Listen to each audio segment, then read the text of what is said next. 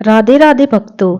आज हम इस वीडियो में सुनेंगे तुलसी जी की कहानी जो कार्तिक माह में सुनी जाती है।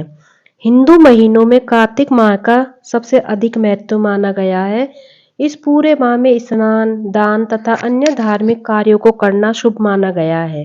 कार्तिक एक स्नान के साथ तुलसी जी की पूजा का भी अत्यधिक महत्व है। इस माह में तुलसी जी का विवाह भी कराया जाता है। जिन्हें कन्या संतान नहीं होती वह तुलसी जी का विवाह शालिग्राम जी से कराकर कन्यादान का सुख पाते हैं। अब हम सुनेंगे तुलसी जी की कहानी। एक बुढ़िया थी जो कार्तिक माह में तुलसी जी को सींचने जाती थी और जब वह जाती तो तुलसी माता से कहती, हे तुलसी माता सत की दाता, मैं तेरा बिरला सींचती, तू मुझे बहू दे, पीले रंग की धोती दे, मीठा घास दे, बैकुंठा का बास दे, अच्छी मौत दे, चंदन की काठ दे, अच्छा राज दे, खाने को दाल भात दे और 11 के दिन श्री कृष्ण का कांदा दे। बुढ़िया की यह बातें सुन तुलसी माता सूखने लगी।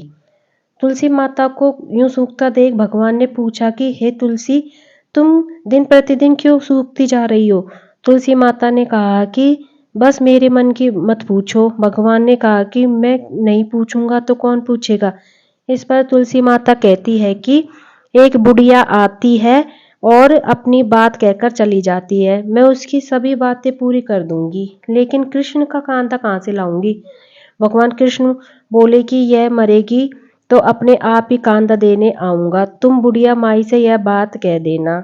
इसके बाद बुढ़िया मर गई। बुढ़िया के मरने पर सारा गांव इकट्ठा हो गया और उसका अंतिम संस्कार आने पर उसे उठाने लगे, लेकिन वह बहुत ही भारी हो गई जिससे उसकी अर्थी टस से मस नहीं हुई। सभी बोले कि यह तो बहुत संस्कारी थी, बहुत पूजा पाठ करती थी, कोई पाप भी नहीं किया, यह इतनी भारी कैसे हो गई? बूढ़े ब्राह्मण के वेश में भगवान आए और कहने लगे कि यह भीड़ कैसी है? तब गांव वाले बोले कि एक बुढ़िया मर गई है और वह इतनी पापिन थी कि उसकी अर्थी नहीं उठ रही है, बहुत भारी हो गई है। भगवान बोले कि मुझे इसके कान में कुछ कहने दो, फिर यह उठ जाएगी। भगवान बुढ़िया के पास गए और उसके कान में कहा कि माई तू अपने मन की कर ले, पीताम्बर की धोती ले, मीठा घास ले, बैकुंठा को बांस ले, चटक की चाल ले, चंदन को काट ले, झाझर की झनकार ले, दाल भात को जी ले और कृष्ण का कांदा ले।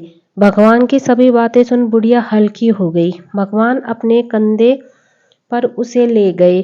बुढ़िया को मुक्ति मिल गई और वह बैकुंठ को चली गई। हे तुलसी माता, जैसे आपने उस बुढ़िया माई की मुक्ति की वैसे सभी की करना।